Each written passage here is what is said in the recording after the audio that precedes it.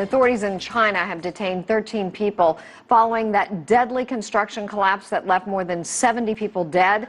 This happened in Jiangxi province. CCTV's Hewei Wei reports search and rescue operations have ended after the final body was pulled from the rubble there. I am now at the accident scene of the massive collapse which occurred at 7 a.m. on Thursday. And officials, the local government has immediately deployed over 500 personnel, including military personnel and firefighters, to start the search and rescue work. And they're using all kinds of machines and all kinds of methods to trying to save as many lives as possible.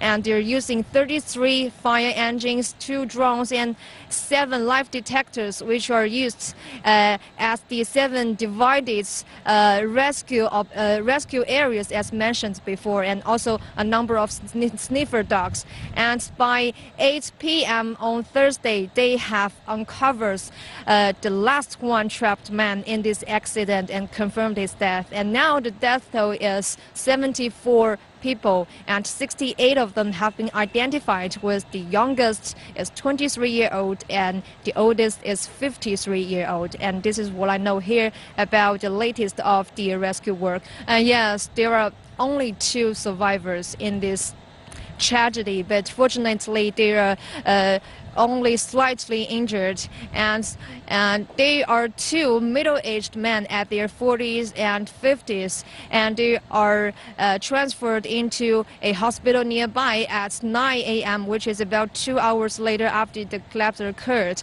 And one was injured on his head and another on his leg. And according to one of the survivors' recall, he was working on the ground under the construction platform, and the scaffolding just collapsed all of a sudden. So he was hit and trapped by the reinforcing bars and concrete before he managed to run out of the area. And then the rescue workers uncovered him and sent him to the hospital. Now the 2 survivors are now in a stable condition. And according to what I know, most of the victims of these accidents are from Hebei, Henan province in North China, and also Gansu province in northwest China. So their family members and next of kin are coming to Jiangxi province, and also local government will organize a special group to cope with the situation. The relief works gradually.